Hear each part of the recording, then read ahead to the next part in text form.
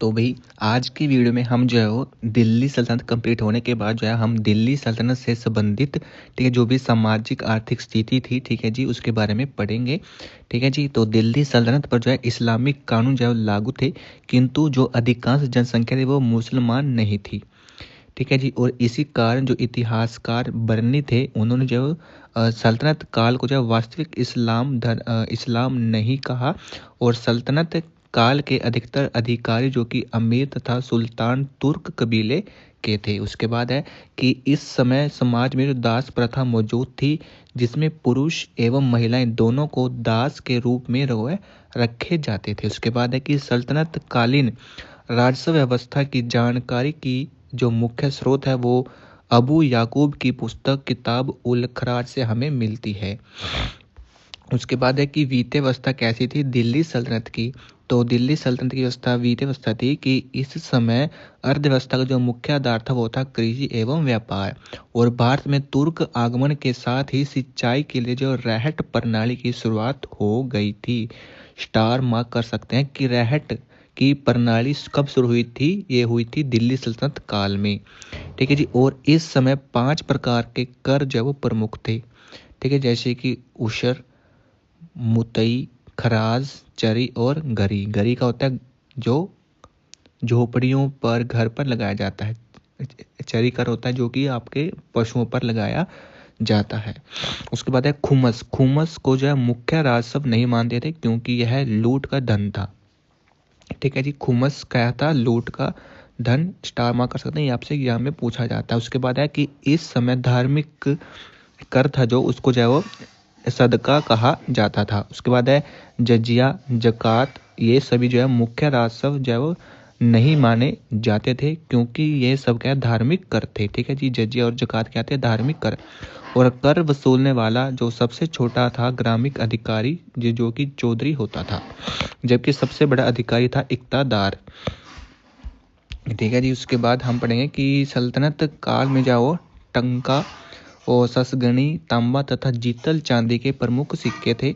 और जहाज रानी के क्षेत्र में जो है दिशा सूचक यंत्र का प्रयोग जो है फिरोज शाह तुगलक के काल में हुआ तथा शीशा उत्पादन तकनीक एवं शराब बनाने की आश्वासन तकनीक का प्रयोग इसी काल की जो देन है।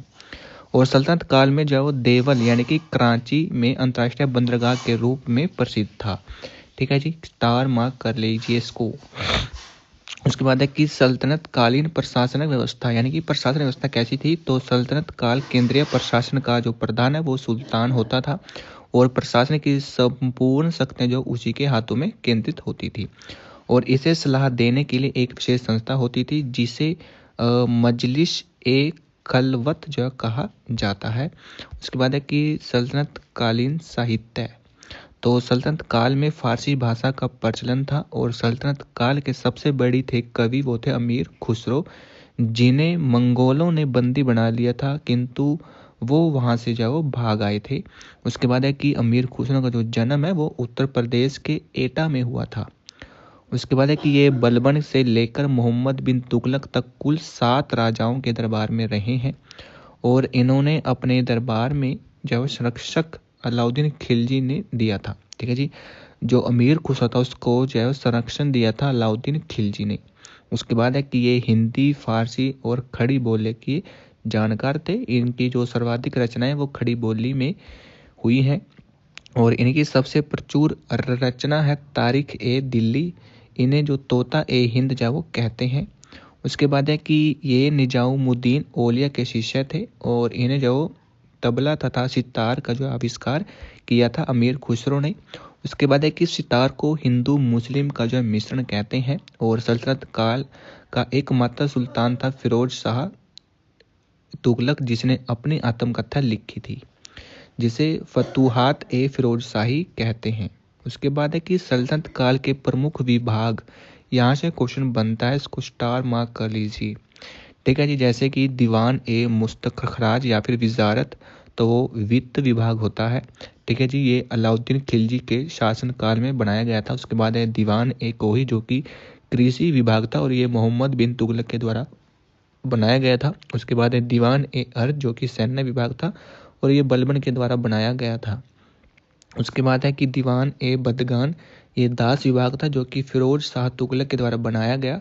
उसके बाद है दीवान ए खैरात, खैरात होता है दान विभाग, ठीक है जी, खैरात में मिली ज़मीन, ठीक है, कुछ इस तरह से आप याद रख सकते हैं। और ये फिरोज शाह तुगलक के द्वारा बनाया गया। उसके बाद है दीवान ए इश्तिहाक, इसको पेंशन विभाग बोलते हैं, और ये जो है फिरोज शाह तुगलक के समय बनाया गया था। उसके बाद है दस्तार ए बदगान, ठीक है जी, एक बदगान ये आया था दीवान वाला, और एक है दस्तार ए बगान, ये क्या है, ये धर्म गुरु समूह था। उसके बाद है दीवान ए ईशा, ईशा यानी कि पत्र विभाग। उसके बाद है दीवान ए बरीद जो कि गुप्तचर विभाग था। उसके बाद है दीवान ए काजी जो कि न्याय विभाग था। उसके बाद स्थापत्य कला की अगर हम बात करें तो कुतुबुद्दीन ऐबक के द्वारा क्या क्या बनाया गया था। तो कुतुबुद्दीन ऐबक ने कुव्वत उल इस्लाम मस्जिद बनाई थी दिल्ली में, और भारत में निर्मित ये प्रथम मस्जिद थी। उसके बाद 2.5 दिन का जोपड़ा जो कि अजमेर में बनाया था, और इस मस्जिद की दीवार पर जो है वो विग्रह राज यानी कि चतुर्थ द्वारा जो है रचित संस्कृत नाटक हरि केली के अंश जो उत्कीर्ण है, और यह पहले बौद्ध मठ एवं संस्कृत विजय विद्यालय था। उसके बाद है इल्तुतमिश, इसने क्या, किसने कुतुब मीनार को जो है कंप्लीट कराया था, और ये जो है कुतुब मीनार दिल्ली में है। उसके बाद है कि सुल्तानगढ़ी या फिर नसीरुद्दीन मोहम्मद का प्रथम मकबरा जो कि दिल्ली में है। उसके बाद है कि अतारकिन का दरवाज़ा। उसके बाद है कि इल्तुतमिश का मकबरा कहाँ पर है, दिल्ली में। उसके बाद है स्क्रैच शैली में जो है वो निर्मित भारत का पहला मकबरा है इल्तुतमिश का मकबरा, ठीक है जी। उसके बाद है कि हौज ए शमसी बदायूं। उसके बाद है बलबन, बलबन ने क्या बनाया, बलबन का जो मकबरा है वो दिल्ली में है, जो कि शुद्ध इस्लामी शैली में निर्मित भारत का पहला मकबरा है। बलबन का मकबरा शुद्ध इस्लामी शैली में बना हुआ, ठीक है जी। और जो इल्तुतमिश का था मकबरा वो था स्क्रैच शैली में निर्मित।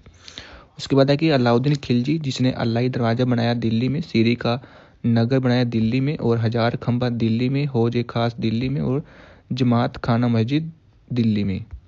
उसके बाद है मोहम्मद बिन तुगलक जिसको आदिलवाद का किला बनाया, और निजामुद्दीन औलिया का मकबरा बनाया, और जहाँपना नगर बनाया। उसके बाद है फिरोज शाह तुगलक जिसने काली मस्जिद और खिड़की मस्जिद, काबा मस्जिद, फिरोज शाह कोटला नगर और फिरोज शाह का मकबरा बनाया। उसके बाद है मियाँ भुआ, मियाँ भुआ ने बनाई थी मोठ मस्जिद। उसके बाद है इब्राहिम लोदी, इब्राहिम लोदी जो कि सिकंदर लोदी का मकबरा था, ठीक है जी। सिकंदर लोदी का मकबरा किसने बनाया था, इब्राहिम लोदी ने।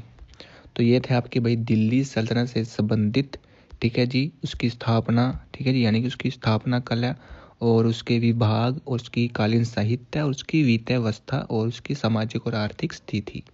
तो उम्मीद करता हूँ दोस्तों आपको वीडियो अच्छी लगी होगी। वीडियो अच्छी लगी है तो वीडियो को लाइक कर देना, कमेंट कर देना, और चैनल पर नए हैं तो चैनल को सब्सक्राइब कर लेना।